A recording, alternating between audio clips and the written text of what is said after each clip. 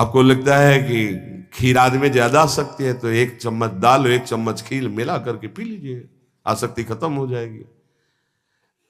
आपको लगता है कि गुलाब जामुन बहुत प्रिय लगते हैं, तो सब्जी से सान के पा लीजिए गुलाब जामुन, ठीक हो जाएगा।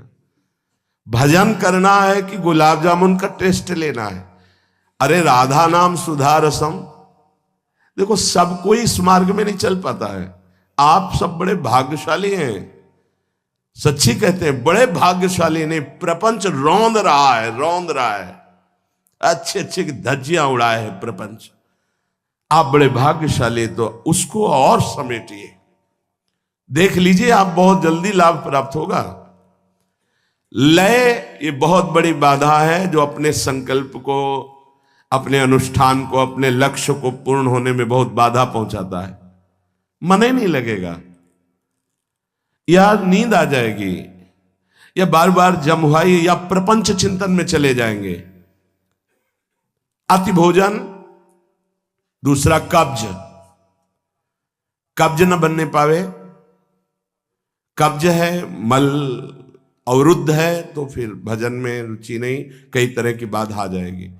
जिसका पेट साफ ना होता हो तो औषधि है ऐसी, उन औषधियों का प्रयोग करो लंबे समय तक, थोड़ा थोड़ा, मृदु औषधियों का, एकदम तीक्ष्ण औषधियों का नहीं, नहीं तो आपके साधन में विघ्न पड़ जाएगा। मृदु औषधियों का धीरे धीरे वो आंतों को साफ कर देगा। मलबंध नहीं होना चाहिए, अति भोजन नहीं होना चाहिए, और जो अन्न तुम्हें एक बार पाने में, पचने में परेशानी करे, वो दोबारा नहीं लेना। जैसे जीवन में कभी कोई पदार्थ ऐसा हुआ तो फिर मूंगफली कभी नहीं, एक बार पाके देख ली, और संतोष से कुछ ऐसी वस्तुएं लिखाई गई थी कि जिनको जीवन में ब्रह्मचर्य के लिए नहीं पाना, छोटी डायरी है वो रखी हुई, नहीं नहीं, जीवन में नहीं, सामने जैसे है नहीं। जैसे गोभी है, ये गैस बनाती है, कब्ज बनाती है, नहीं पाया। कई ऐसे पदार्थ हैं संसार वाले, उनको मेहनत करनी है, अपने को बैठना है, अपने को वाणिज्य गायन करनी, भजन करनी, तो ज्यादा गरिष्ठ और गैस्ट्रिक पदार्थ ये नुकसानदायक है। जैसे सुनते हैं राजमा, ये जीवन में नहीं पाया गया, जीवन में नहीं पाया गया। क्यों? ये ब्रह्मचर्य घातक है, बलिष्ठ है और गैस्ट्रिक है। ऐसे पदार्थ हमें नहीं पाने, हमें रुचि नहीं देखनी है, हमको अपने जीवन को संभालना है, जो भगवत अर्पित करना है। प्रपंच में मनोरंजन करने का जिसका स्वभाव है, वो लय को प्राप्त हो जाएगा। जिनके पास मोबाइल है, अगर गेम खेलने का स्वभाव है, साधक होकर रील देखने का, और क्या कहते हैं उसको, जो कहानियां किस नाटक बनते हैं, सीरियल, भैया हमें प्रिया प्रीतम का सीरियल देखना है। अगर इन आजकल प्रायः हर ऐसे बनाए जाते हैं जिनमें लौकिक आकर्षण की प्रधानता होती।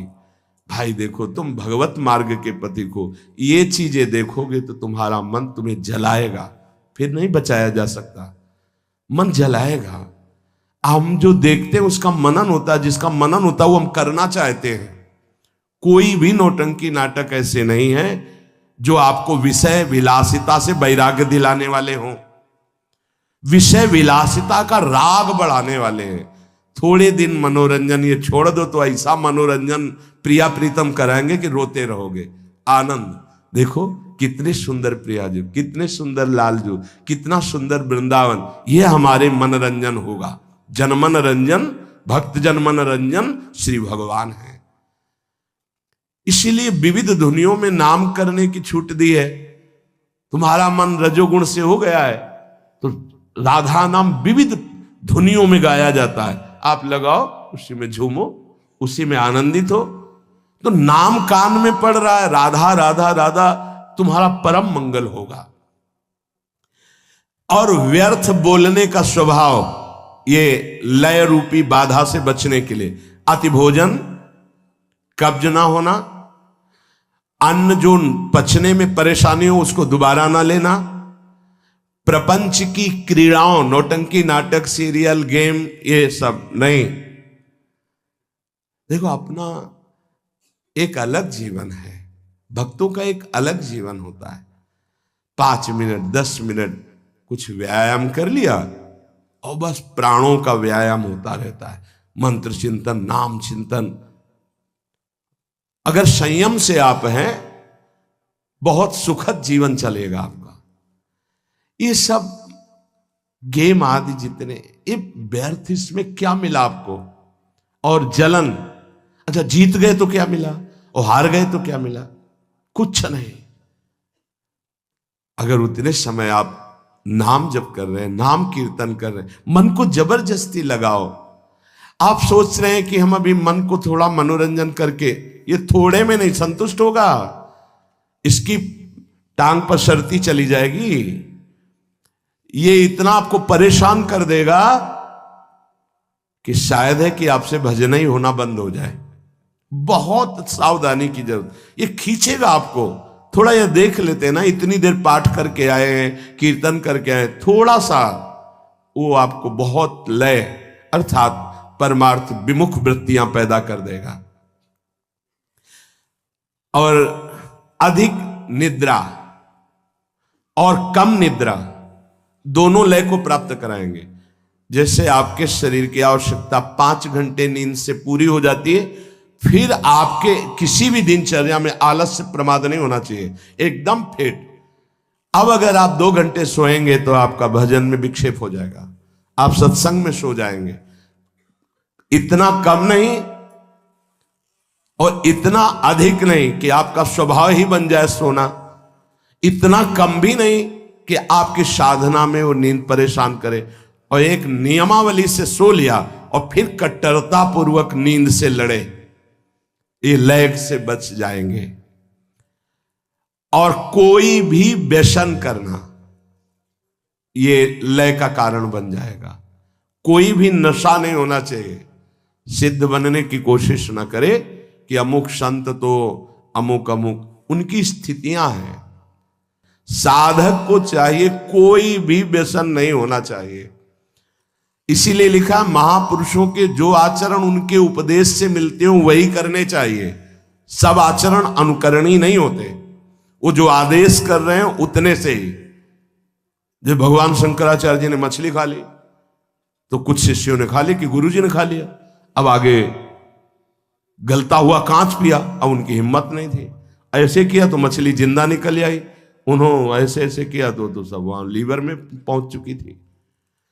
जो उपदेश के अनुसार आचरण हो महापुरुषों के, वो अनुकरण किए जाते हैं। जो उनके उपदेश से आचरण न मिलते हो, वो प्रणाम है आपकी महिमा। कोई भी व्यसन नहीं होना चाहिए उपासक के जीवन में। हमें लगता है कि बड़े धन्यवाद के पात्र है, कोई उपासक अभी तक तो एक भी नजर नहीं आया कि किसी भी तरह का कोई तंबाकू या किसी भी तरह का कोई मादक द्रव्य। तो धन्यवाद है कि बड़े कृपा पात्र हैं आप सब जन। जो गृहस्थी में उपासक हैं वो भी सावधान रहे, कोई भी व्यसन नहीं होना चाहिए। आपके अंदर जब नाम का व्यसन चढ़ेगा तो एक मादकता अपने आप चढ़ती है। अगर अन्य व्यसन करेंगे तो नाम निरंतर नहीं जप लेंगे। जिसके मुख में तंबाकू है, सिगरेट है, पान मसाला खाओगे, नाम नहीं चल पाएगा। तुम्हारी इतनी हिम्मत नहीं है कि रजोगुणी मुख में मसाला हो और तुम्हारी चित्तवृत्ति भगवदाकार हो, नहीं।